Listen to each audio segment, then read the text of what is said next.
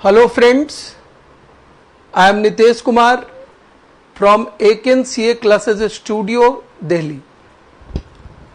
तो दोस्तों, मैं आपके सामने paper number 4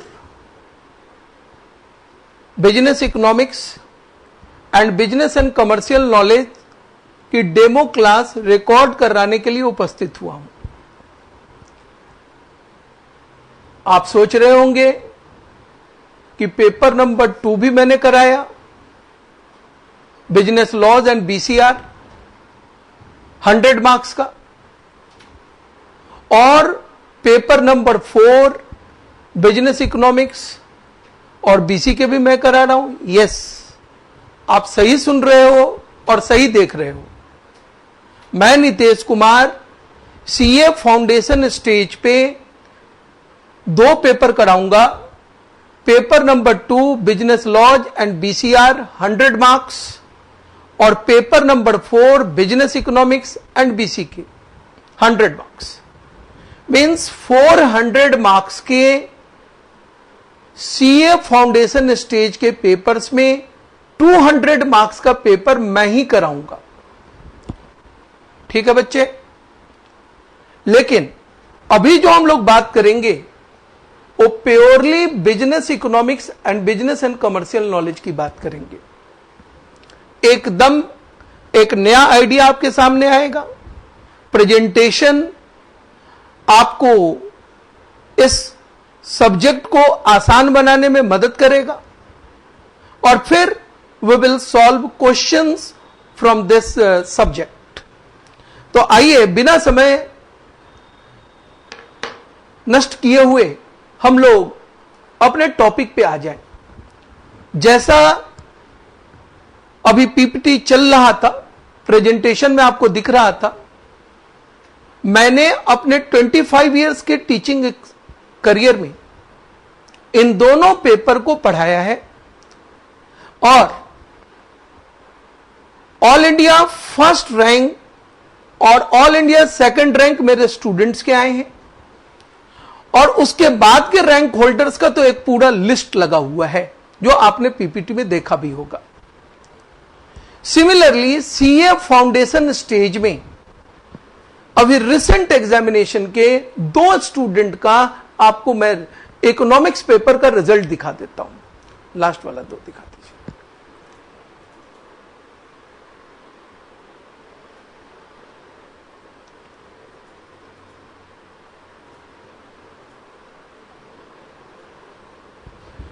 This student has secured 97 marks। 4th paper में देखिएगा, बिजनेस इकोनॉमिक्स एंड बीसी के जो 4th पेपर है 100 मार्क्स में 97 मार्क्स इस बच्चे के आए थे। Next 6th number. इस स्टूडेंट के भी 4th पेपर सीक्वेंस में 4th पेपर देखिएगा, बिजनेस इकोनॉमिक्स एंड बीसी के में 97 मार्क्स आए। ठीक, उसके अलावा बड़े सारे स्टूडेंट के, ये तो थोड़ा रिसेंट मैंने अभी दिखाने की कोशिश की है, बड़े सारे स्टूडेंट के 100% मार्क्स भी इस पेपर में आए हैं एंड आई एम एक्सपेक्टिंग कि आने वाले समय में आपको भी इस पेपर में अच्छे मार्क्स आए। उसके लिए हम आपको मोटिवेट करेंगे, उसके लिए इंस्पायर करेंगे and we will impart quality education over here. तो चलिए दोस्तों, we are starting paper number 4। Paper 4, this is business economics and business and commercial knowledge. 100 marks का ये पेपर है। पैटर्न यहां पे ऑब्जेक्टिव होगा। Paper number 1 accountancy, paper number 2 business laws and BCR, दोनों सब्जेक्टिव फॉर्मेट पे आंसर किए जाने हैं। जबकि paper number 3 business maths, statistics and logical reasoning और पेपर नंबर 4 बिजनेस इकोनॉमिक्स और बीसी के ये ऑब्जेक्टिव पैटर्न पे क्वेश्चन पूछे जाएंगे। ऑब्जेक्टिव पैटर्न पे क्वेश्चन पूछे जाने का मतलब क्या हुआ? There will be a question where you will be given 4 option and you have to select the best among them, the right answer of that question. You will have to select it. और ये paper जो ICI institute of chartered accountants of India conduct करती है, इसका examination वो OMR sheet पे होगा। OMR sheet जिसपे आपको लेवलिंग करनी होगी, वो मैं आपको सिखाऊंगा। मीन्स ब्लॉक्स दिए होंगे जिसको आपको लेवल करने होंगे। तो खैर यह हमारा बिजनेस इकोनॉमिक्स और बीसीके का पैटर्न है, जिसमें business economics this paper carries the weightage of 60 marks and business and commercial knowledge it carries the weightage of 40 marks. Business economics में इन टोटल 5 चैप्टर्स हैं। चैप्टर्स जो इसमें हैं दैट इज 5। और बिजनेस एंड कमर्शियल नॉलेज में you have to study chapter 6। Chapters कितने होंगे? 6 होंगे। तो इन टोटल 11 चैप्टर्स आपको यहां से करने हैं। मैं आपको दिखा दूं, बिजनेस इकोनॉमिक्स की यह बुक आपको मिलेगी, यह मेरे द्वारा लिखी हुई है, and you will be getting this book as a part of study material. इसके कंटेंट्स हैं, इसमें क्वेश्चन का भी पूरा फॉर्मेट आपको दिया हुआ है। यह हमारे स्टडी मटेरियल का पार्ट होगा, बिजनेस इकोनॉमिक्स की यह book. Then you will be given the book of business and commercial knowledge. Business and commercial knowledge यह भी मैंने लिखा हुआ है। यह बुक भी यहां से, यह भी आपके स्टडी कंटेंट का पार्ट होगा, and this will be provided from our site. और फिर एक एडिशनल बुक होती है जो क्वेश्चन बैंक का होता है, और इस क्वेश्चन बैंक में आपको क्वेश्चंस दिए हुए होंगे और उन क्वेश्चंस के आपको आंसर के साथ, आंसर रीजन के साथ, लॉजिक के साथ दिया हुआ होगा। यहां पे रीजन के साथ आंसर दिया हुआ होगा। तो ये इकोनॉमिक्स का बुक का हमारे यहां का मटेरियल है, स्टडी मटेरियल है, and that will be included in our course fees. चलिए बिना समय बर्बाद किए हुए हम स्टार्ट करें। We should start with business economics.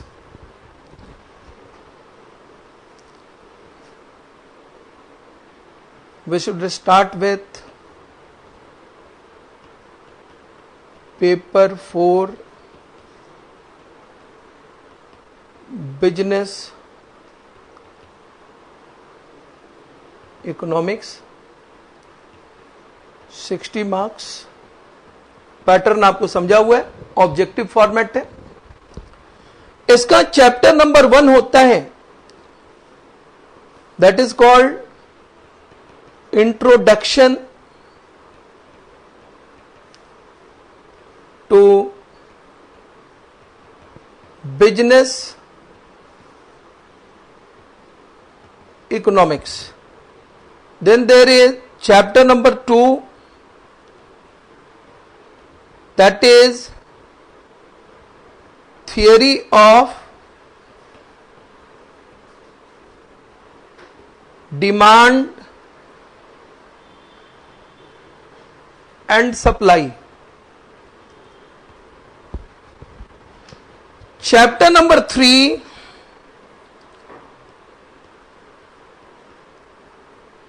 that will include theory of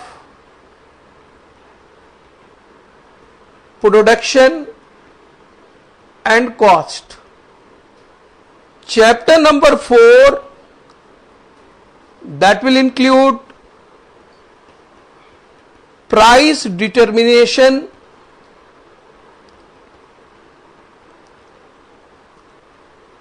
under different market forms, and chapter number 5, that includes business cycle.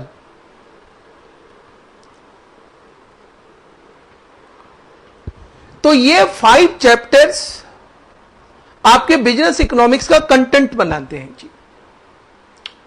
यही subject matter है, यही आपका कोर्स कंटेंट है।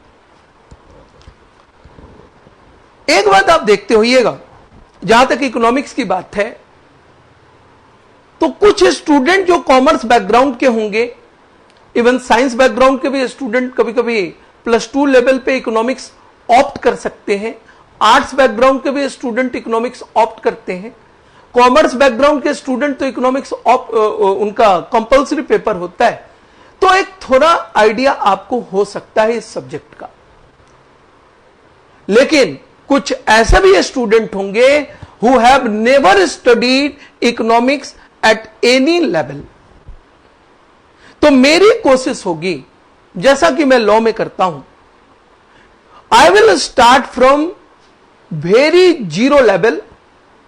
मैं यह मान के चलूंगा कि you have never studied economics at any level, और वहीं से मैं अपनी सब्जेक्ट को स्टार्ट करूंगा।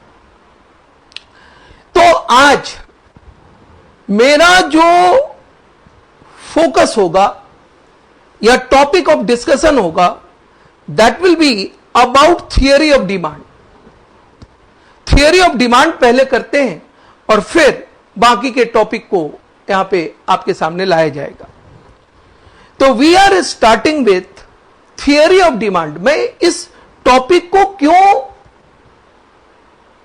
स्टार्ट करवा रहा हूं, मुझे क्या लगता है, पूरे इकोनॉमिक्स सब्जेक्ट में डिमांड चैप्टर जो है वो सबसे फंडामेंटल चैप्टर है। और स्टूडेंट को अगर डिमांड एनालिसिस प्रॉपर वे में समझ में आ गया, तो he will be in a position to have a firm grip over this subject. He will have the proper understanding of this paper. तो चलिए दोस्तों, हम लोग स्टार्ट करें chapter number 2, theory of demand.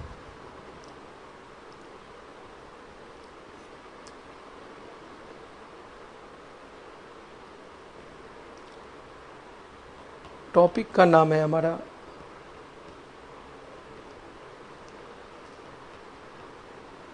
Theory of demand. Theory of demand क्या होता है? Demand, demand को आप कहते हैं मांग। क्या इतना कहने से काम हो गया हमारा?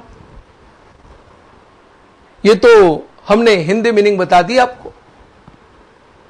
देखिए, डिमांड के लिए बात क्या होती है, इसका पहले मैं एक डेफिनेशन लिखूं और फिर मैं आपको उस पूरे डेफिनेशन को एक्सप्लेन करता हूं आपके सामने। डिमांड,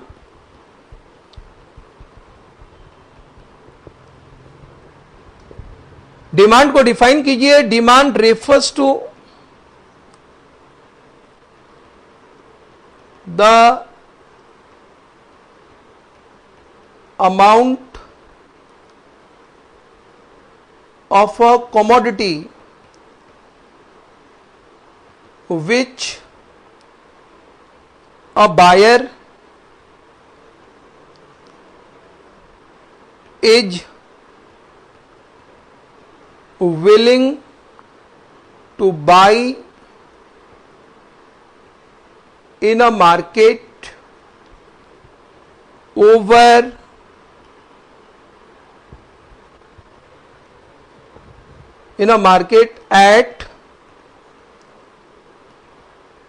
at the given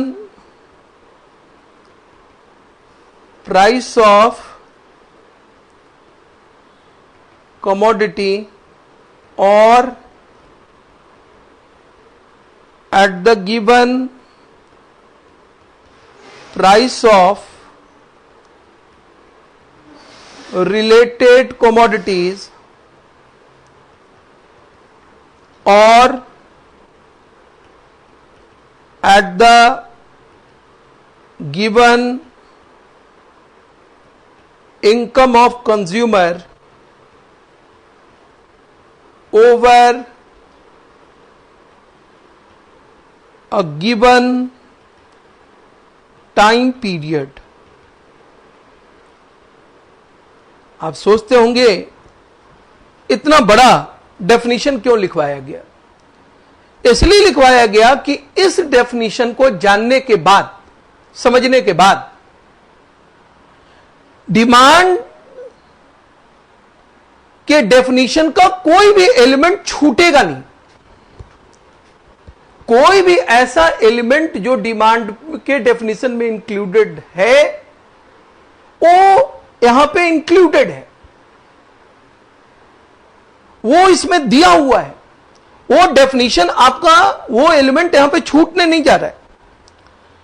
अब देखिए यहां पे पहली बात देखिए, डिमांड करता क्या है, कौन है? तो demand comes from the side of buyer. Buyer demand करता है, कंज्यूमर डिमांड करता है, क्रेता मांग करता है। कहां करता है? Oh where demand is made? It is made in the market. क्योंकि देखो एक बायर को डिमांड करनी है, और डिमांड करनी किससे है? सेलर से करनी है।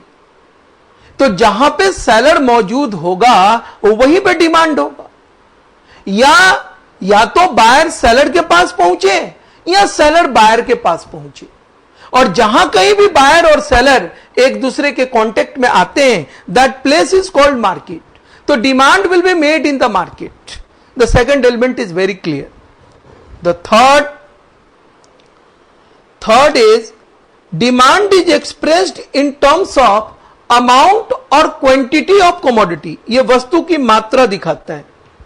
जैसे आप कहते हैं 2 लीटर्स ऑफ पेट्रोल, एक अमाउंट हुआ, एक क्वांटिटी हुई। आप कहते हैं 2 kg of rice, 2 meters of cloth.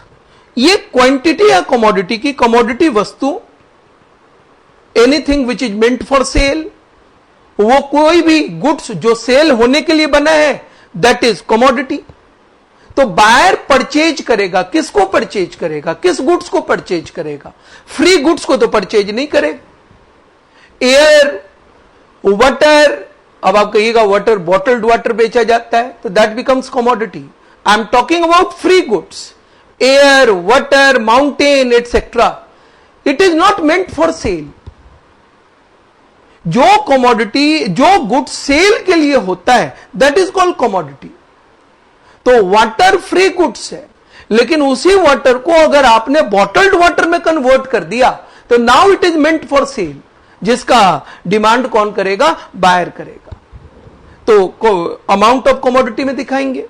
Fourth होता है it refers to willingness to buy. ये वस्तु को खरीदने की इच्छा है, डिजायर है। It is desire of a consumer.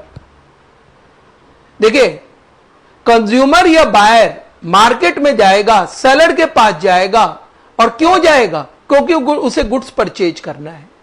लेकिन ध्यान देने की बात है, demand is not at all concerned with actual purchase, rather it is concerned with the willingness on part of buyer to buy a commodity. Buyer वस्तु खरीदने की इच्छा रखता है, that is sufficient to constitute a demand. वो purchase करने में successful होता है या नहीं, या एक्चुअल परचेज होता है या नहीं, we are not concerned with that aspect, और we are concerned with the willingness part of the buyer. Buyer खरीदने की इच्छा रखता है, that is sufficient to constitute demand. अब जैसे मैं एक बात कहता हूं, a buyer is willing to buy. A buyer, देखिए मैं क्या बोल रहा हूं, a buyer is willing to buy 2 meters of cloth in a market. अब 2 meters of a specific cloth he is willing to buy. 2 meter cloth का वो खरीदने को तैयार है. अब सवाल होता है किस प्राइस पे खरीदने को तैयार है? ये भी तो होगा, क्योंकि देखिए कमोडिटी का एक्सचेंज होगा, बाइंग सेलिंग होगा, गिव एंड टेक होगा, तो उसका कोई ना कोई तो प्राइस होगा. तो demand will be made at a given price of commodity. This is the fifth element. Means 2 meters of cloth at the rate of ₹500 पर मीटर. एक प्राइस वहां पे दिया हुआ होगा, इस पे आप डिमांड बनाते हैं. देन डिमांड में be made at the given price of related commodities. 6th देखिए और है. और कहने का सेंस क्या हुआ? जैसे मान लो buyer is willing to buy 2 kgs of tea. ठीक है भैया, he is willing to buy 2 kgs of tea. तो फिर टी के प्राइस पे वो डिमांड कर ले, उसी टी के प्राइस पे डिमांड कर ले, सेम कमोडिटी के प्राइस पे डिमांड कर ले. या ऐसा भी तो होता है, और whenever you visit a market you go for the related commodities as well. आप रिलेटेड कमोडिटीज को भी देखना चाहते हैं जी. आप टी लेने जाते हैं, आप कॉफी को भी देखते हैं, टी के डिफरेंट ब्रांड्स को देखते हैं. तो टी के प्राइस पे टी का डिमांड तो होता ही है. The demand of T can be made at the given price of coffee. क्यों? क्योंकि कॉफी रिलेटेड कमोडिटी है, संबंधित वस्तु है. तो 2 kgs of T at the rate of, या तो आप टी का प्राइस कर दीजिए एट द रेट ऑफ ₹200 पर kg ऑफ टी, या ऐसा भी आप कह सकते हैं एट द रेट ऑफ ₹300 पर kg of coffee. Related commodity की बात आ गई. या तो आप कमोडिटी का प्राइस दिखाइए, या आप रिलेटेड कमोडिटी का प्राइस दिखाइए, या डिमांड को आप एक्सप्रेस कर सकते हैं at the given income of consumer. Consumer के इनकम पे. क्यों? इनकम के बेसिस पे एफोर्डेबिलिटी आती है. जैसे मैं एक एग्जांपल लेता हूं, a buyer is willing to buy 2 kgs of tea when his monthly income is ₹50,000. यह उसका इनकम है, और इस इनकम पे वो क्या करता है, 2 kgs टी लेने को तैयार है. तो देखिए यहां पे ये सारी बातें और से कनेक्टेड है. या तो आप कमोडिटी का प्राइस ले लो, या रिलेटेड कमोडिटी का प्राइस ले लो, ठीक है, या आप क्या करो, गिवन इनकम ऑफ कंज्यूमर ले लो. लेकिन इन तीनों में सबसे इंपॉर्टेंट कौन है, जिसका डायरेक्ट इफेक्ट आता है डिमांड पे? तो दैट इज द प्राइस. लेकिन ये तीनों फैक्टर डिमांड को इफेक्ट करने वाले इंपॉर्टेंट हैं, इनका इंपॉर्टेंट इंपैक्ट है, and that's why we are mentioning it. At the same time you have to show demand over a given time period. एक टाइम पीरियड के लिए भी डिमांड होता है. कहने का सेंस क्या हुआ? अब आप अपने घर पे देखिए, ग्रोसरी आइटम आता है आपके घर पे, हाँ, तो मंथली बेसिस पे आता है ना, या वीकली बेसिस पे आता है. जैसे आप कहते हैं, आपके घर में राइस का डिमांड होता है, 5 kg राइस का डिमांड होता है एट द रेट ऑफ ₹100 पर kg. अब सवाल आता है कितने टाइम के लिए? 5 kg जो राइस आप ले रहे हो, for how much time period? तो आप कहते हो फॉर 1 month. ये जो 5 kg राइस का आपने डिमांड किया है ₹100 पर kg पे, कितने समय के लिए? तो 1 month के लिए. Now this definition is complete. तो जल्दी से मेरे सामने रिपीट कीजिए, मेरे सामने रिपीट कीजिए. डिमांड कौन करेगा? Who will make demand? जल्दी बोलो. Demand will come from the side of buyer. पकड़ लिए बात को. डिमांड कहां किया जाएगा? सेकंड पॉइंट पे आओ. जहां पे सेलर मौजूद होगा वहां पे डिमांड किया जाएगा, या तो बायर सेलर के पास जाएगा या सेलर बायर के पास आएगा, और जिस प्लेस पे बायर और सेलर एक दूसरे के कांटेक्ट में होते हैं, that place is called market. That means demand will be made in market. Clear है? ठीक है जी, सेकंड पॉइंट हो गया। थर्ड पॉइंट पे आओ। क्या डिमांड को हम एक्चुअल परचेज कहते हैं? यस और no? Demand refers to actual purchase. This statement is true or false? This statement is false. Demand refers to desire of buyer to buy a commodity. ये एक क्रेता की इच्छा को दिखाता है कि वो वस्तु लेने को तैयार है। Or whether he has bought that commodity or not, we are not at all concerned with that. Fourth point, demand जो एक्सप्रेस करेंगे वो क्वांटिटी में एक्सप्रेस करेंगे। हर कमोडिटी की क्वांटिटी बताने का अलग अलग ढंग होगा। जैसे 2 liters of milk, 5 kg of rice, 5 meters of cloth, 2 books, तो ये क्वांटिटी हुआ। इसके अलावा डिमांड किस पे डिपेंड करेगा? सबसे इंपॉर्टेंट फैक्टर है ये प्राइस। प्राइस एलिमेंट जो है वो डिमांड को अफेक्ट करता है। Demand is very much affected by price. और last, it depends on time. तो आइए बातों को कीजिए। डिमांड कौन करेगा? बायर करेगा। कहां करेगा? मार्केट में करेगा। डिमांड को एक्सप्रेस किस में करेंगे? अमाउंट और क्वांटिटी में एक्सप्रेस करेंगे। डिमांड होता क्या है? This is willingness to buy. Demand is price dependent, ये प्राइस पे डिपेंड करता है। और last is demand is made over a given time period. तो these are the 6 elements of demand: buyer, market, willingness to buy, amount of commodity, price of commodity और related price और income whatever, and the last element is time period. ये बात ठीक है जी। चल फिर आगे की बात पे है। देखिएगा, अब यहां पे जब एक बायर डिमांड करने जा रहा है तो he is having different factors in his mind. बहुत सारे फैक्टर लेके वो चल रहा है। उस फैक्टर पे हम आते हैं। पहले एक छोटी सी बात आपको बता दें, डिमांड और डिजायर का रिलेशन क्या है? What is the relationship between demand and desire? क्या सारा डिजायर, क्या सारी इच्छा वस्तु की मांग बना देगी? क्या सारा डिजायर कमोडिटी का डिमांड बना देगा? Answer will be no. क्यों ऐसा?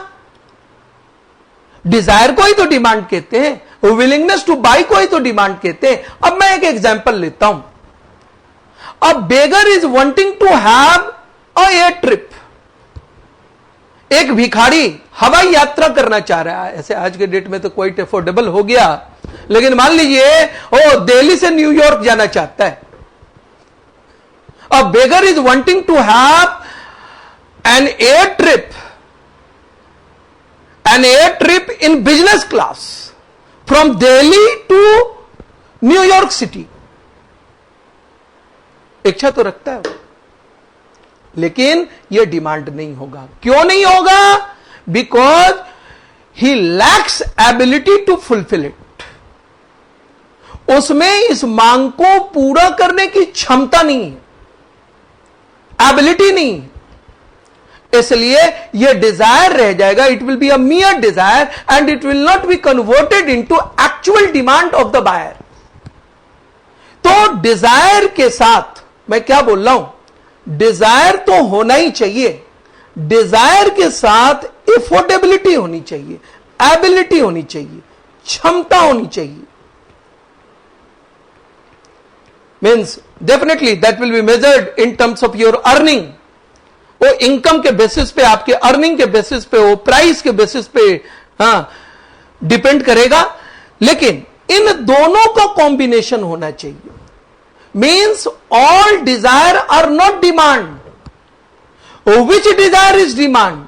Only such desire is demand which is backed by ability to pay, and that is called effective desire. Means जिस डिजायर में एबिलिटी अगर आ गई तो उसे बोलते हैं इफेक्टिव डिजायर, और इफेक्टिव डिजायर को ही हम डिमांड कहते हैं. मीन्स बेगर ने जो डिमांड सोचा था, मन में एक इच्छा लाई थी, एक डिजायर लाया था, that is not the actual demand. वो उसका डिजायर है लेकिन वो डिमांड नहीं है.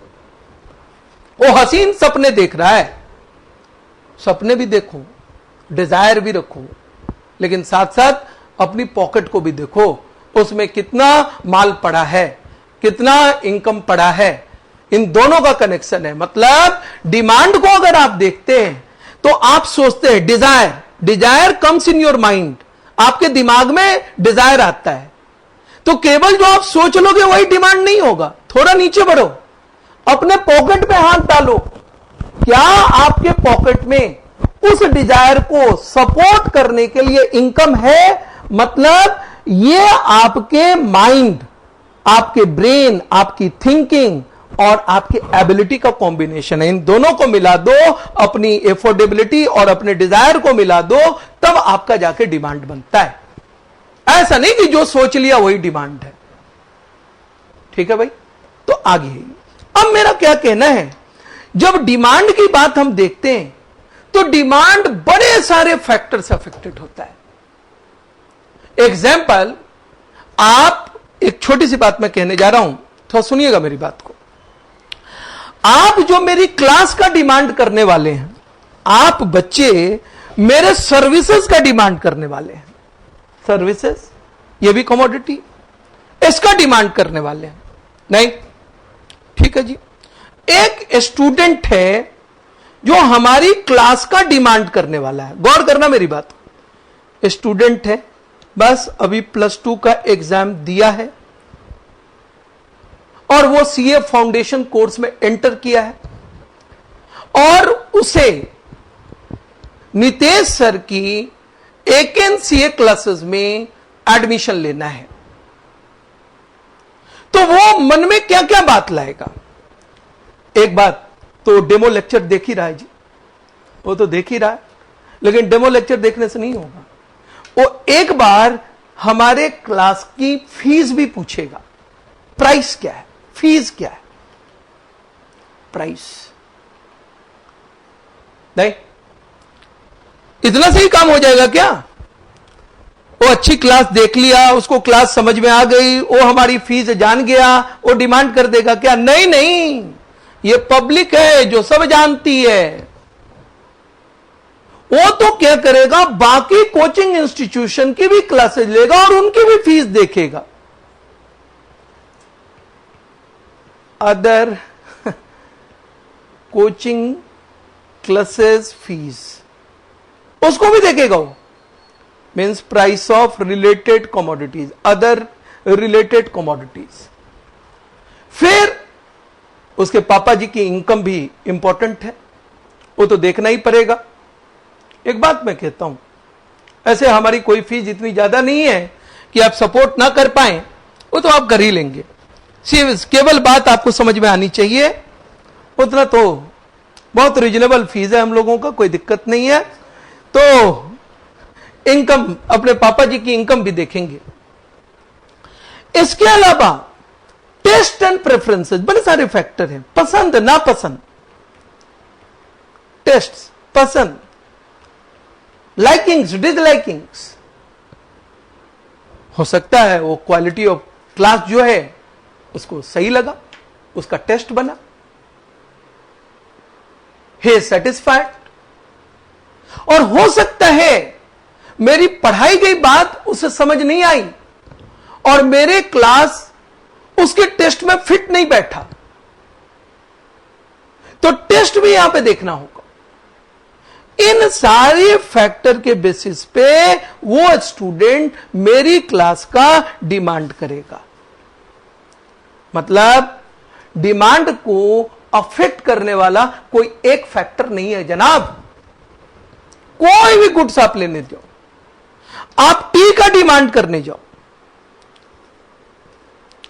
आप डिमांड ऑफ टी लेने जाओ या आप डिमांड ऑफ टेलीविजन करने जाओ, छोड़ो टेलीविजन टी तो बड़ी बात हो गई, आप डिमांड ऑफ मोबाइल करने जाओ, कोई बात नहीं, ये तो आपके हिसाब का चीज है। जब आप मोबाइल लेने जाते हो, आईफोन लेने जाते हो, तो उसकी प्राइस भी देखते हो कि नहीं देखते हो? प्राइस ऑफ कमोडिटी, उस कमोडिटी का प्राइस। अब आईफोन की आप प्राइस देखते हो तो कंपेयर करते हो, वो वन प्लस का भी क्या प्राइस है, OnePlus 7, OnePlus 8 मोबाइल्स का क्या प्राइस है, means price of other related commodities. Naturally घर की इनकम क्या है, आपका वो टेस्ट बनता है या नहीं बनता है। मोबाइल तो बहुत अच्छा है, लेकिन किसी बच्चे को वो पसंद नहीं आया। दुनिया में कोई भी कंपनी अगर कोई गुड्स बनाती है तो उसके अनुसार वो खराब गुड्स थोड़ी ना बनाती है, वो तो अपना बेस्ट देती है। अब सवाल ये आता है, क्या वो गुड्स आपके टेस्ट में फिट बैठता है या नहीं। मतलब मेरा ये कहना है, ये सारे फैक्टर्स मिलके एक कमोडिटी की डिमांड को इन्फ्लुएंस करते हैं। तो डिमांड को अफेक्ट करने वाले सारे फैक्टर्स का रिलेशनशिप हम डिमांड फंक्शन से दिखाते हैं। There comes a topic named demand function. Now there is demand function. We are talking about demand function. Hindi में कहें मांग फलन फंक्शन, मैथमेटिकल फंक्शन। क्या कहिएगा आप इसे? Demand function establishes relationship between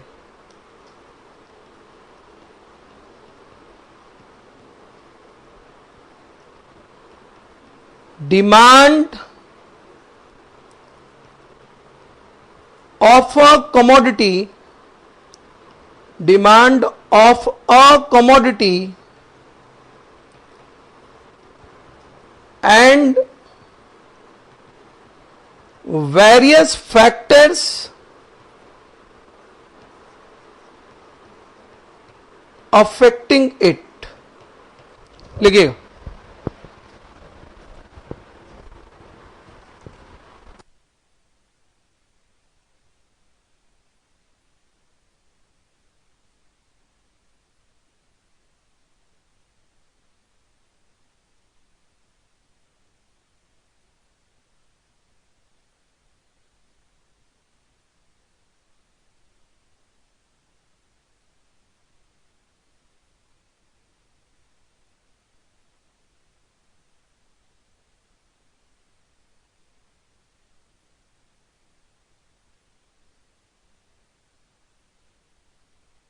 चलिए जी।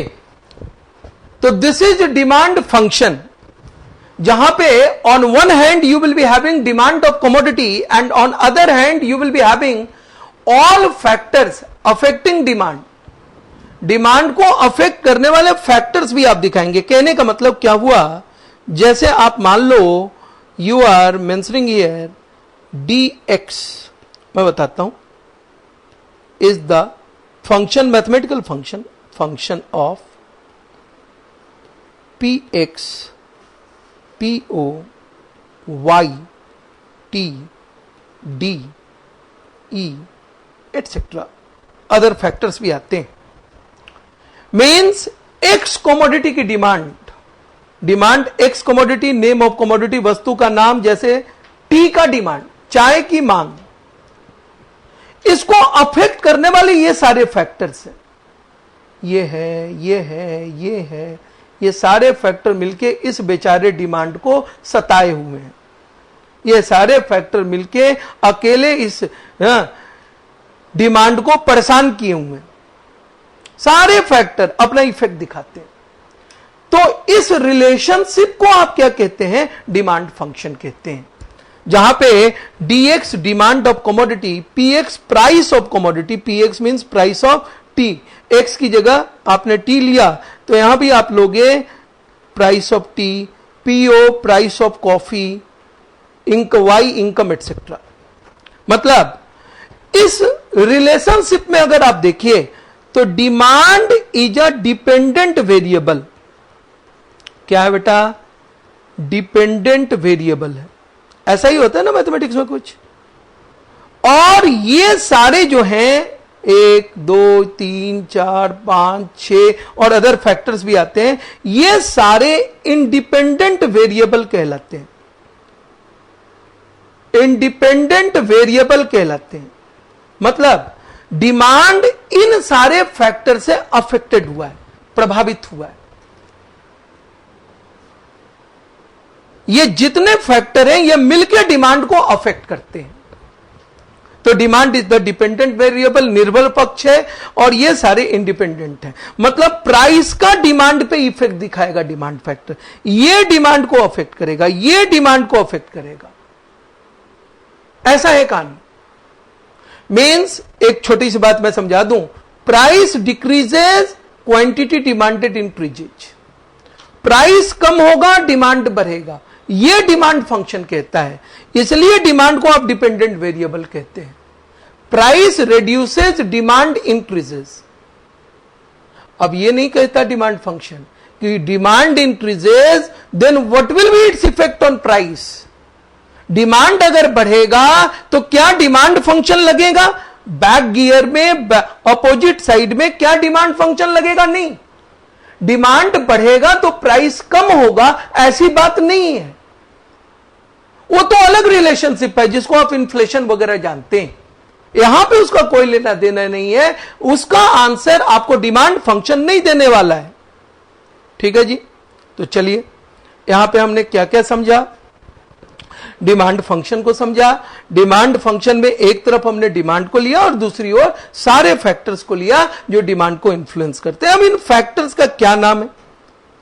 तो यहां पे dx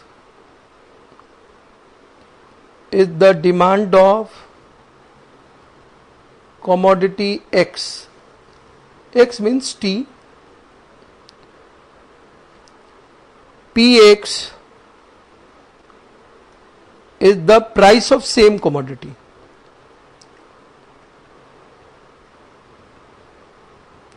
PO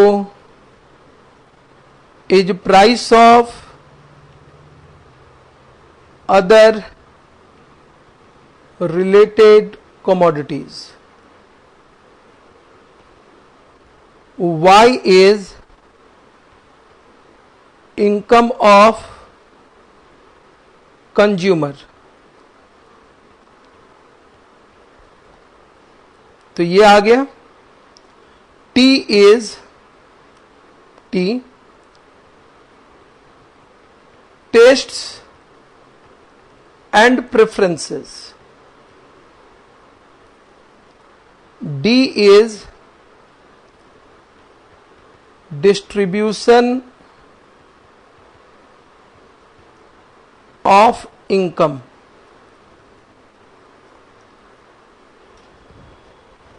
Distribution of income. And E is expectation of consumer. इसके अलावा अदर फैक्टर्स भी आते हैं। तो ये सारे फैक्टर्स हैं जो डिमांड को इन्फ्लुएंस करते हैं। These are the factors that has got its impact on demand of commodity. Means buyer कोई भी गुड्स लेने के पहले इन सारे फैक्टर को एक साथ देखेगा, एक साथ देखेगा।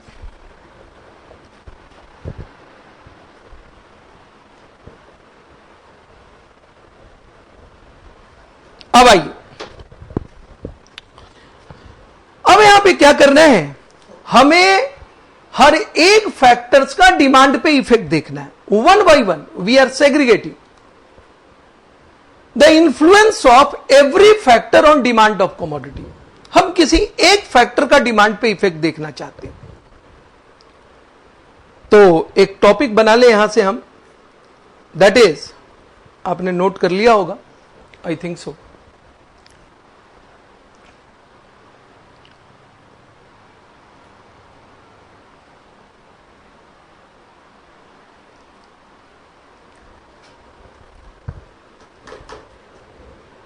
ठीक है, तो आइए यहां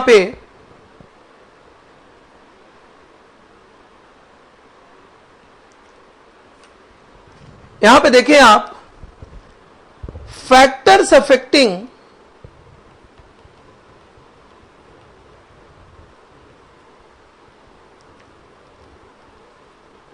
डिमांड ऑफ कमोडिटी।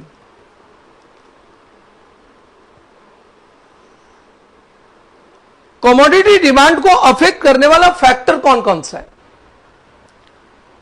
तो पहला फैक्टर है that is px. Px means same commodity का प्राइस, प्राइस ऑफ कमोडिटी।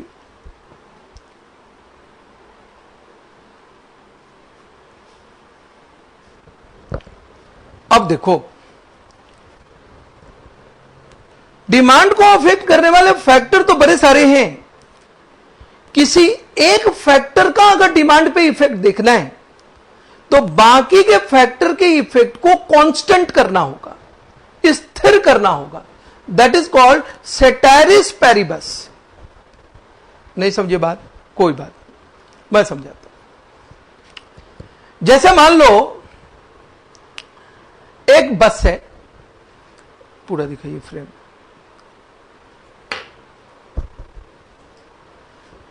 एक बस है और उस पे स्कूल के स्टूडेंट्स एक पिकनिक पे जा रहे हैं जी। मान लो बस में 40 सीट्स है और सारे स्टूडेंट बस पे बैठे हुए हैं, उनका पिकनिक का टाइम है, वो किसी पिकनिक ट्रिप पे जा रहे हैं, स्कूल स्पॉन्सर्ड पिकनिक ट्रिप पे जा रहे हैं। इंडिया का माहौल, बस कभी भी खराब हो सकती है जी, हो गई, रुक गई बस।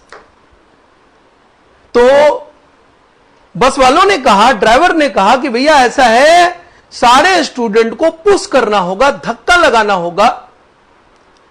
तो सारे स्टूडेंट, एंथुसियास्टिक स्टूडेंट थे, वो सारे उतर गए और बस को पुश करना शुरू कर दिया। 40 स्टूडेंट थे, उन्होंने बस को पुश किया, थोड़ा मोशन में आया बस और स्टार्ट हो गया। अब 40 स्टूडेंट में से एक स्टूडेंट सामने आता है और कहता है कि भैया ऐसा है, ये तो मैं था कि बस स्टार्ट हुआ, मैंने बस को पुश किया है, मैंने बस को आगे बढ़ाया है। बेचारे 39 वो कहेंगे नहीं साहब, मैंने भी एफर्ट लगाया है, मैंने भी प्रयास किया है, हम सबों ने मिलकर प्रयास किया है। अब क्या हो गया, इन सबों में विवाद हो गया। नहीं तो इस डिस्प्यूट को, इस विवाद को सुलझाने का ढंग क्या है? अगर बात वैसी हो रही है, उसको दूर करने का ढंग क्या है कि 40 स्टूडेंट में से वो अकेला स्टूडेंट जो अपने आप को वीर महावीर बना रहा है, उसको क्या कहो कि तुम बस को पुश करो और बाकी 39 लोग अलग खड़े हो जाओ। 40 स्टूडेंट में से एक स्टूडेंट के इफेक्ट को देखना है, तो एक स्टूडेंट पुश कर रहा है और बाकी लोग खड़े होकर देख रहे हैं। मतलब एक स्टूडेंट ने एफर्ट लगाया और बाकियों का एफर्ट क्या है? कांस्टेंट है। प्रयास उस समय क्या है? कांस्टेंट है, उसमें कोई बदलाव नहीं है। एग्जैक्टली वही बात डिमांड के साथ होती है। ये सारे फैक्टर मिलकर डिमांड को परेशान कर रहे हैं। प्राइस कह रहा है मैं सबसे बड़ा, प्राइस रिलेटेड कमोडिटी कह रहा है मैं सबसे बड़ा, इनकम कह रहा है मैं सबसे बड़ा, टेस्ट कह रहा है मैं सबसे बड़ा। डिमांड परेशान हो गया, बहुत परेशान हो गया, पजल्ड हो गया डिमांड कहता भैया ऐसा करो, एक एक करके हमारे सामने आओ, एक एक फैक्टर मेरे सामने आओ और बाकी अलग हो जाओ। उस समय वही अजम्पशन इकोनॉमिक्स में सेटेरिस पैरिबस कहलाता है। अदर फैक्टर्स रिमेनिंग कांस्टेंट, अन्य तत्वों को स्थिर रखते हुए। चलिए, तो प्राइस का रिलेशनशिप हमें देखना है। जैसे हम क्या कहेंगे,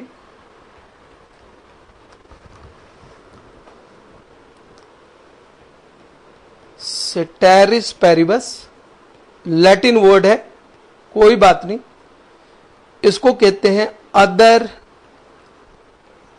factors remaining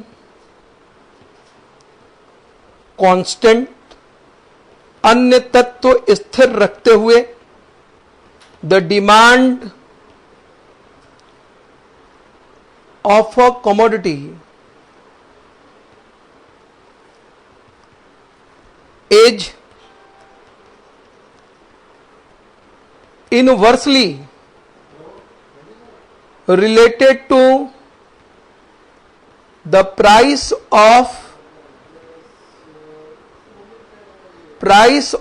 commodity. Other factors remaining constant, the demand of a commodity is inversely related to the price of commodity. पहले इस बात को लिखो आप.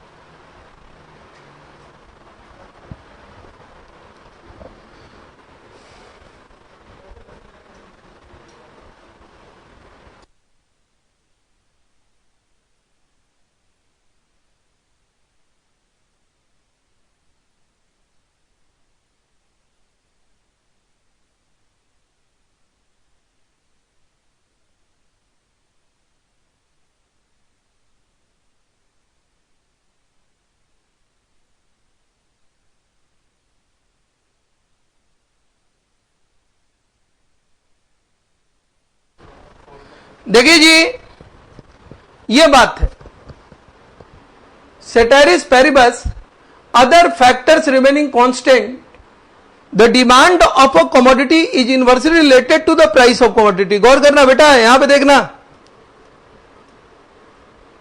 मीन्स जब आप प्राइस का डिमांड पे इफेक्ट देखेंगे तो प्राइस के अलावा जितना है सबको स्थिर कर दीजिए. मतलब ऐसा नहीं कि वो डिमांड पे इफेक्ट नहीं डालता है, उस समय वो शांत बैठा है, कांस्टेंट है, उसमें कोई बदलाव नहीं. दूसरा, अगर पीओ का इफेक्ट देखेंगे तो पीओ के अलावा जितने फैक्टर मींस कौन कौन है, पीएक्स है, वाई है, टी है, डी है, ई है, इसको कांस्टेंट करेंगे. मतलब जिस फैक्टर को देख रहे हैं उसके अलावा सारा फैक्टर कांस्टेंट है. आइए यहां पे हमने क्या कहा, इस बात को समझिए कि जब बाकी के फैक्टर्स को आप कांस्टेंट करते हैं तो डिमांड ऑफ कमोडिटी और प्राइस का इनवर्स रिलेशनशिप है. dx means demand of tea, px means price of tea. These are oppositely related. Oppositely related कहने का मतलब प्राइस इंक्रीजेज, प्राइस का इफेक्ट देखना है, डिमांड फंक्शन याद करो, प्राइस का इफेक्ट देखना है डिमांड पे. Price increases, demand decreases. Price बढ़ेगा तो डिमांड कम होगा. अपोजिट रिलेशनशिप है, दोनों अपोजिट डायरेक्शन में. प्राइस का कम होना, डिमांड का बढ़ जाना. प्राइस का कम होना, डिमांड का बढ़ जाना होता ही है. अगर मार्केट में गुड्स चीप हुआ तो आप ज्यादा अमाउंट में ले लेते, और प्राइस अगर बढ़ गया तो डिमांड आप कम कर देते. अगर मार्केट में आप गए और आपने देखा किसी गुड्स का प्राइस ज्यादा है तो उसकी मात्रा आपने कम ली, महंगा कहते हैं, उसका डिमांड आपने कम किया. मींस अपोजिट डायरेक्शन में. प्राइस बढ़ेगा, डिमांड कम होगा. प्राइस घटेगा, डिमांड बढ़ जाएगा. लेकिन वो कब, जब बाकी के फैक्टर्स कांस्टेंट है. अब मान लो प्राइस बढ़ा और साथ साथ कंज्यूमर का इनकम भी इंक्रीज कर गया, नो इफेक्ट. प्राइस इंक्रीज होने का कोई नेगेटिव इफेक्ट नहीं आया, वो प्राइस बढ़ने पर भी डिमांड बढ़ा दिया. इसलिए अपोजिट रिलेशनशिप के लिए आपको मान के चलना होगा बाकी के फैक्टर्स कांस्टेंट होते हैं. This relationship is known as, इतने रिलेशनशिप को हम कहते हैं, this is called law of demand. यही कहलाता है मांग का नियम. This is called law of demand. Clear है? This is called law of demand. ठीक है? तो ये तो बड़ा एक प्रैक्टिकल एक्सपीरियंस का लॉ है. आपने भी जब आप मार्केट विजिट किए हो तो आपने क्या किया है? बढ़े हुए प्राइस पे आपने लोअर डिमांड किया है, कम गुड्स लेके आए। आप ये किए हो, आपका वही एक्सपीरियंस लॉ ऑफ डिमांड है, मांग का नियम है। And it is one of the fundamental law dealing consumer behaviour. मतलब इकोनॉमिक्स में बड़े सारे कॉन्सेप्ट्स आएंगे, लेकिन ये उन सारे कॉन्सेप्ट्स में बेसिक फंडामेंटल कॉन्सेप्ट है। अच्छा, एक बात बताइए, एक क्वेश्चन मैं करवाता हूं। इकोनॉमिक्स में हम लोग अपने टॉपिक के साथ साथ क्वेश्चन करते चलेंगे। तो जो मेरे बुक में भी ये क्वेश्चन आपको दिखेगा, लेकिन यहां पे मैं राइट डाउन करता हूं, इस क्वेश्चन को लिखता हूं और आपसे आंसर एक्सपेक्टेड है। ऑब्जेक्टिव पैटर्न में है तो उसी पैटर्न पे मैं क्वेश्चन लिखता हूं। क्वेश्चन क्या है मेरा? लॉ ऑफ डिमांड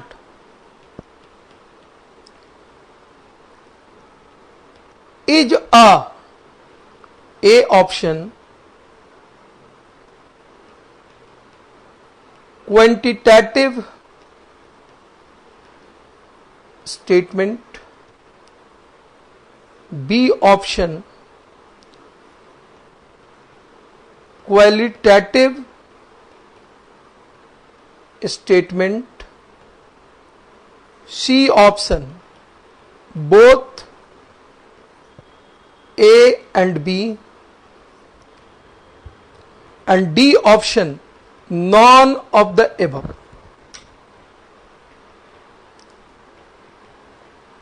ये इंपॉर्टेंट क्वेश्चन है, इसको देखिए।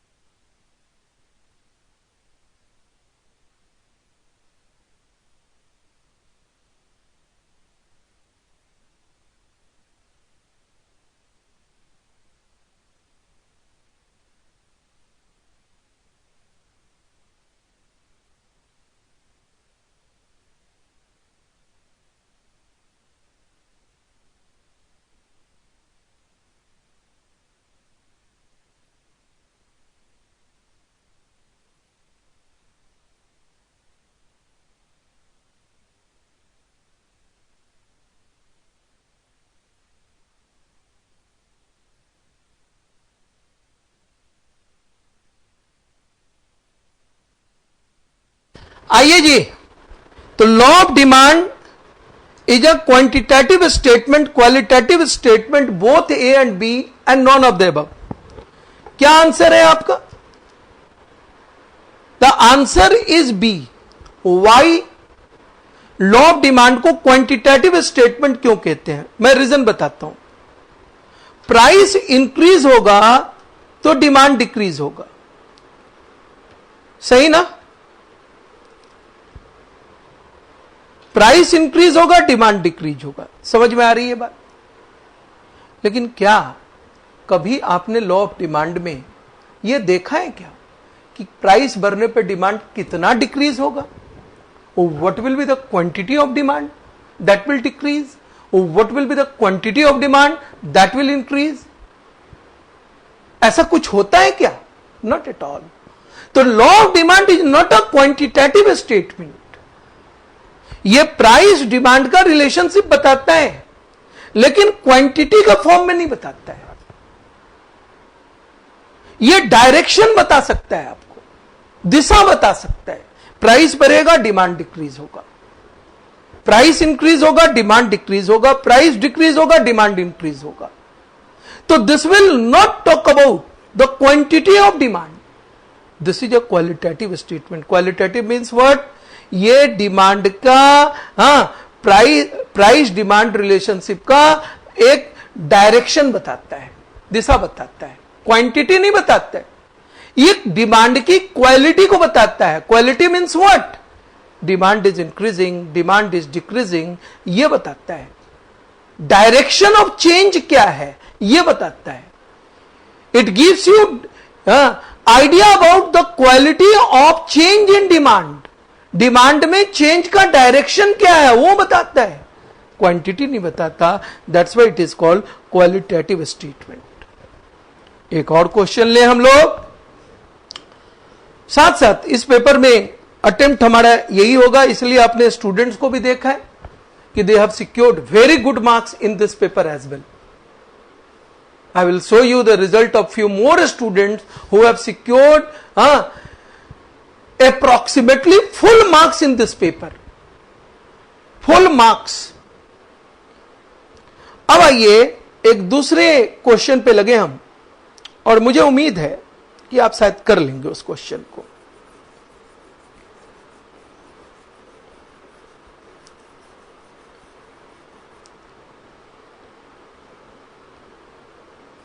क्वेश्चन देखिए क्या है. Law of demand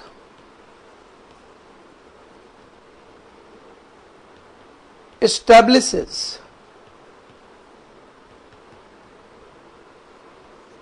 a demand price relationship, B price demand relationship, C price of related commodities,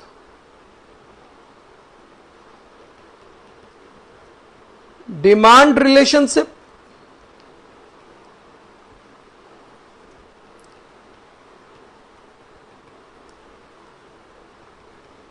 and next is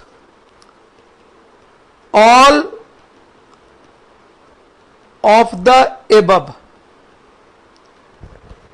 देखिए इसे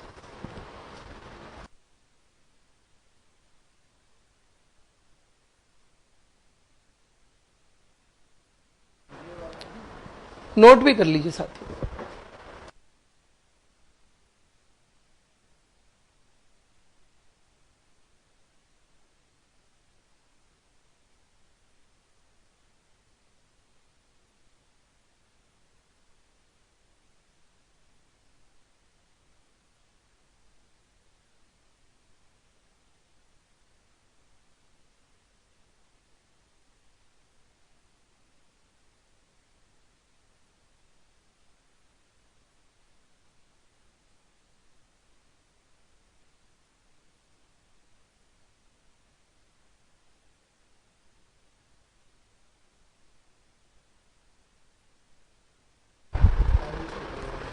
ठीक है जी. तो आप देखो लॉ ऑफ डिमांड में डिमांड प्राइस की बात तो हो रही है, तो यह बात तो गड़बड़ है जी, यह तो होगा नहीं. अदर रिलेटेड कमोडिटी प्राइस और डिमांड का रिलेशनशिप तो नहीं होगा. खैर यहां पे क्या होगा, price demand relationship, price demand relationship or demand price relationship. The answer will be price demand relationship. Why? यही जब आप लॉजिक डेवलप करने लगेंगे ना तो यहां पे अच्छे मार्क्स आपको एग्जाम में आएंगे.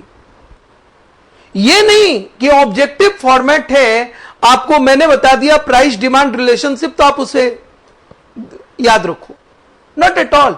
You will have to develop a logic, reason आपको डेवलप करना होगा.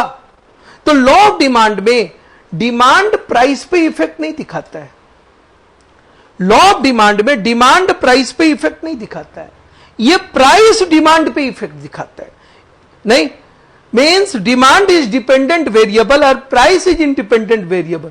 तो प्राइस का डिमांड पे इफेक्ट देखने को मिलता है। You will see the effect of price on demand and that's why this is price demand relationship. ऐसे रिलेशनशिप को आप लॉ ऑफ डिमांड कहते हैं। एक दो बात और देखें हम, जैसे यहां पे law of demand price demand relationship है। अगर इसी को आप देखें, there comes the concept of demand schedule and concept of demand curve. दोनों क्या है जी? लॉ ऑफ डिमांड के लिए या आप प्राइस और डिमांड से रिलेटेड अगर रिलेशनशिप देखना चाहते हो तो you will have to visit market. आपको बाजार जाना होगा और वहां पे आपको यह देखना होगा अलग अलग प्राइस पे बायर क्या डिमांड कर रहा है जी। इससे रिलेटेड एक सर्वे करना होगा, एक डेटा का कलेक्शन करना होगा आपको।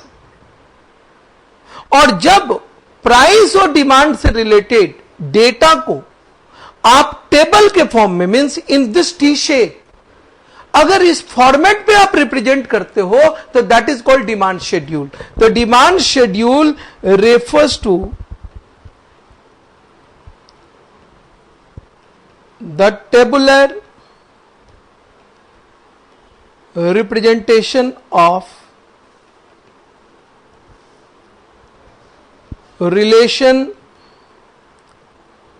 between price and demand। तो नेचुरल सी बात है, प्राइस और डिमांड की बात अगर कर रहे हैं हम तो we are talking about law of demand. तो डिमांड शेड्यूल भी लॉ ऑफ डिमांड पे बेस्ड होता है। एक एग्जांपल दे के मैं समझाता हूं।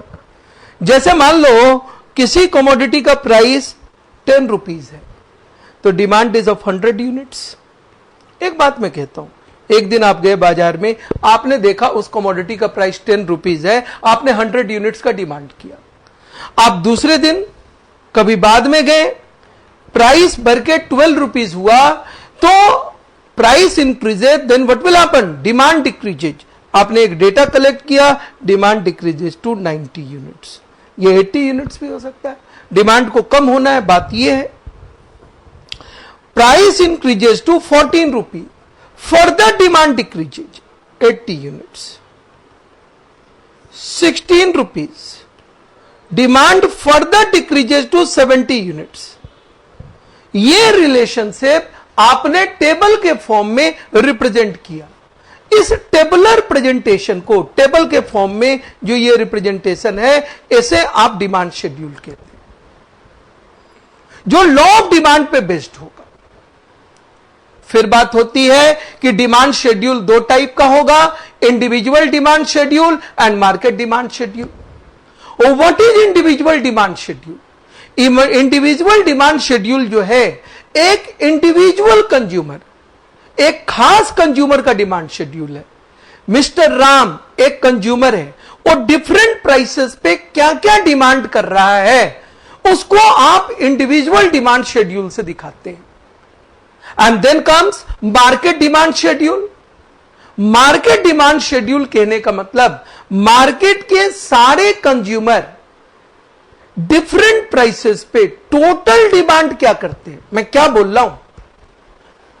डिफरेंट प्राइसेस पे मार्केट के सारे कंज्यूमर के डिमांड का sum total demand market demand schedule के द्वारा रिप्रेजेंट होता है। At different prices the total demand of different consumers present in market is represented by market demand schedule. Similarly, अब जब आप डिमांड शेड्यूल को ग्राफ पे रिप्रेजेंट करते हैं, गौर कीजिएगा, डिमांड शेड्यूल को आप ग्राफ पे रिप्रेजेंट करते हैं। ग्राफ कहने का सेंस क्या हुआ? whenever we are talking about graph, it will have two axes, ये दो एक्सेस होगा।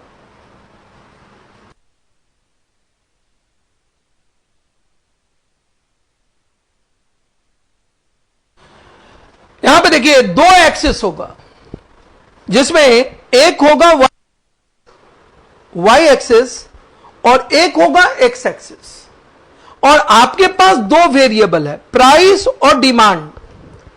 आप इन दोनों को दो एक्सिस में कहीं पुट कर सकते हैं। यह आपको फ्री हैंड स्केचिंग करना होगा, ग्राफ पेपर इकोनॉमिक्स में सप्लाइड नहीं होता है। You will have to adopt a free hand sketching mode. तो टू डायमेंशनल ग्राफ लिया, एक्स एक्सिस और वाई एक्सिस, उन दोनों एक्सिस पे दो वेरिएबल है, उनको आपने प्रेजेंट कर दिया। जैसे वाई एक्सिस पे हमने प्रेजेंट किया प्राइस को, और एक्स एक्सिस पे हमने प्रेजेंट किया डिमांड को। आप मुझसे कहेंगे सर क्या ऐसा नहीं हो सकता कि डिमांड वाई एक्सिस पे आ जाए और प्राइस एक्स एक्सिस पे आ जाए? क्या ऐसा संभव नहीं है? नॉर्मली मैं बता रहा हूं, नॉर्मली जो इंडिपेंडेंट वेरिएबल है, क्योंकि डिमांड फंक्शन में प्राइस इंडिपेंडेंट वेरिएबल है, normally independent variable y axis पे आता है और डिपेंडेंट वेरिएबल एक्स एक्सिस पे आता है। बच्चे बराबर ग्राफ बनाने में प्रॉब्लम बताते हैं, और उनको क्या लगता है ये ऑब्जेक्टिव फॉर्मेट है, यहां पे ग्राफ क्या बनाना, यहां पे तो चार ऑप्शन दिया हुआ है, उसमें से एक टिक लगाना है। देखिए स्टडी में कोई शॉर्टकट नहीं होना चाहिए, हमेशा एक बात का ध्यान रखिए। आपने दो पेपर पढ़ाते हुए देखा है और आपने ये फील किया होगा, I have never wasted your time. That is the real thing. आपको यह बात सोच के चलनी होगी। And what is that? आपको यह बात सोच के चलनी होगी, समझिएगा मेरी बात। आपको अगर इकोनॉमिक्स में आपको प्रॉपर स्टडी लेनी है तो ग्राफ भी बनाना आना चाहिए, तब जाके आपको कॉन्फिडेंस आएगा और एग्जाम में अच्छे रिजल्ट आएंगे। इतने अच्छे मार्क्स जो स्टूडेंट का मैं दिखाता हूं, उनको पूरा में हम लोग थरोली सब्जेक्ट कराते हैं, तब जाके मार्क्स स्कोर होता है। तो मैं क्या बोल रहा हूं, प्राइस को आपने वाई एक्सिस पे रखा और डिमांड को एक्स एक्सिस पे रखा। नॉर्मली जो ग्राफ होता है इसको आप प्लॉट करते हैं, यहां पे प्लॉट करने की जरूरत नहीं है। प्लॉट करने का मतलब लेबलिंग करने की जरूरत नहीं है। गौर से समझिएगा मेरी बात को। क्या हो रहा है, प्राइस कम हो रहा है, और प्राइस कम हो रहा है तो डिमांड बढ़ रहा है। प्राइस 16 से 14 हुआ, डिमांड 70 से 80 हुआ। प्राइस 14 से 12 हुआ, डिमांड 80 से 90 हुआ। It's like this. Price y axis पे है और प्राइस का कम होना मतलब वाई एक्सिस पे नीचे की ओर आना। यस और नो? Tell me. अगर प्राइस रिड्यूस होता है और प्राइस वाई एक्सिस पे है तो वाई एक्सिस पे रिडक्शन का मतलब नीचे की ओर आना, और डिमांड इंक्रीज हो रहा है और डिमांड एक्स एक्सिस पे है तो एक्स एक्सिस पे इंक्रीज होने का मतलब राइट साइड में जाना। दो बातों का कॉम्बिनेशन यहां पे देखने को मिलेगा। What is that? Price reduces, price decreases means हम वाई एक्सिस पे नीचे की ओर आ रहे हैं, एंड डिमांड इंक्रीजेज मींस हम एक्स एक्सिस पे राइट साइड पे जा रहे हैं। मींस हमें ये जो कर्व मिलेगा वो कैसा होगा? This will be downwardly sloping towards right. ये कर्व जो हमें मिलेगा ये कैसा होगा? Downwardly sloping towards right. Downwardly sloping towards right means, समझिएगा, डाउनवर्डली मींस प्राइस का कम होना, वाई एक्सिस पे कम होना, डाउनवर्डली। राइट मींस डिमांड का बढ़ना। तो दिस कर्व विल बी, आप इसका नाम क्या देते हैं? Downwardly sloping towards right. Demand curve is downwardly sloping towards right. ठीक है जी, तो नोट कीजिए।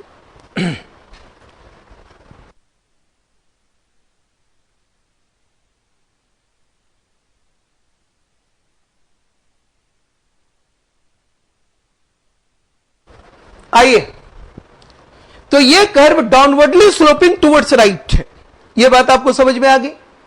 अब इस पे बेस्ड आईसीआई एग्जाम में आया हुआ एक क्वेश्चन मैं आपके सामने रखता हूं। The same question is there in your ICI study material, जो आप रजिस्ट्रेशन कराएंगे तो वहां से जो बुक मिलेगी उसमें भी है, मैंने अपने बुक में भी दे रखा है, और साथ ही साथ ये क्वेश्चन आईसीआई के एग्जाम में भी आया था। चलिए उस क्वेश्चन को देखते हैं। तो शेड्यूल वगैरह तो क्लियर है, इसको मैं रब कर देता हूं सामने से, थोड़ा आमने सामने क्वेश्चन रहेगा, समझाना हमारे लिए आसान होगा बेटा।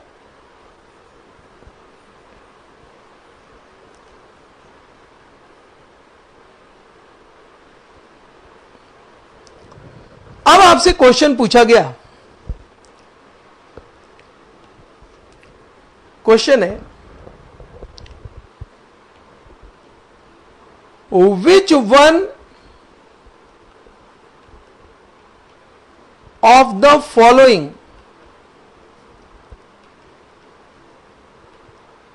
is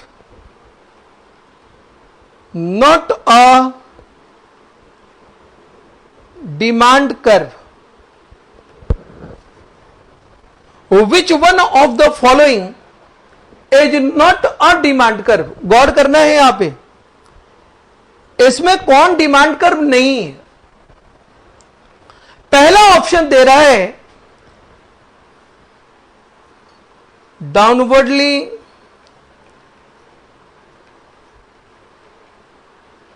स्लोपिंग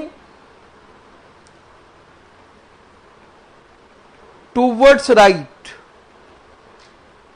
दूसरा ऑप्शन दे रहा है अपवर्डली स्लोपिंग टूवर्ड्स लेफ्ट। तीसरा ऑप्शन दे रहा है अपवर्डली स्लोपिंग टूवर्ड्स राइट।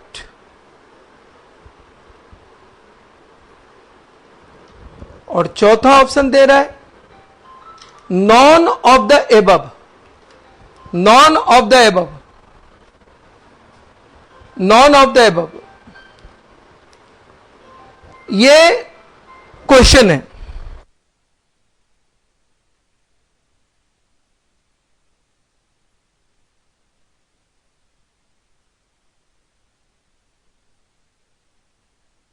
नहीं जी, देखिएगा,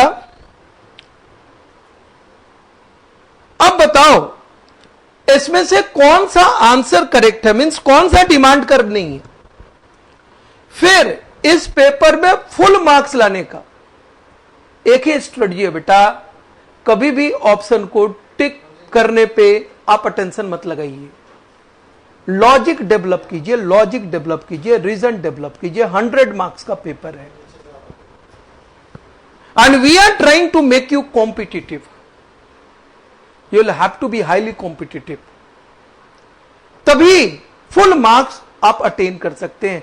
पास करना तो भैया कुछ भी हो सकता है, पास करना, पास करने के लिए पढ़ना, वो स्ट्रेटजी जो होती है ना, वो प्रोफेशनल कोर्स में कभी भी अच्छी स्ट्रेटजी नहीं मैं मानता हूं। You must have a killing instinct, passionate instinct. You will have to get full marks. हम लोग उस मोड पे आपको लाने की कोशिश कर रहे हैं, आप हमारी स्ट्रेटजी समझिए। तो कौन सा डिमांड कर्व नहीं है? तो डाउनवर्डली स्लोपिंग टुवर्ड्स राइट, ये तो डिमांड कर्व है। डाउन प्राइस का कम होना, राइट डिमांड का बढ़ना, तो downwardly sloping towards right demand curve है। मीन्स यहां पे बात क्या हुआ, प्राइस और डिमांड का रिलेशन अगर देखें तो प्राइस कम हुआ तो डिमांड बढ़ गया। सही है बच्चे, एक बात तो और फील करो आप, सेम कर्व को अगर आप दूसरे डायरेक्शन से होते हो, जैसे ओरिजिन से देख रहे हो ना, थोड़ा राइट साइड से जाके आप देखो, सेम कर्व को थोड़ा राइट साइड से जाके आप देखो, तो क्या होता है? Upwardly sloping towards left. Up कहने का सेंस क्या हुआ? ऊपर की ओर जाना, मीन्स प्राइस का बढ़ना। सही मैं बता रहा हूं, प्राइस का इंक्रीज होना। अपवर्डली टुवर्ड्स लेफ्ट, लेफ्ट कहने का मतलब डिमांड का कम होना। अपवर्डली मीन्स प्राइस का बढ़ना, प्राइस इंक्रीजेस। और डिमांड का डिक्रीज होना मीन्स इस कर्व का लेफ्ट साइड में आना। तो अपवर्डली स्लोपिंग टुवर्ड्स लेफ्ट के लिए हमें कोई दूसरा कर्व नहीं बनाना होगा। What I am trying to illustrate, upwardly sloping towards left बनाने के लिए आपको कोई दूसरा कर्व नहीं बनाना है। आप डायरेक्शन बदल दीजिए ना, जहां पे बैठ के आप स्टडी कर रहे हैं वहीं पे आप अपना डायरेक्शन को थोड़ा शिफ्ट कर दीजिए, थोड़ा राइट साइड में आके अपने कॉपी को देखिए, क्या फील होगा? सेम कर्व ऊपर जा रहा है मींस प्राइस बढ़ रहा है, और सेम कर्व लेफ्ट साइड में जा रहा है मींस डिमांड डिक्रीज हो रहा है। Again it is law of demand, यही लॉ ऑफ डिमांड है, और डिमांड कर्व इस रिलेशनशिप को भी दिखाता है। तो यह भी डिमांड कर्व हो गया भैया। कहां प्रॉब्लम है?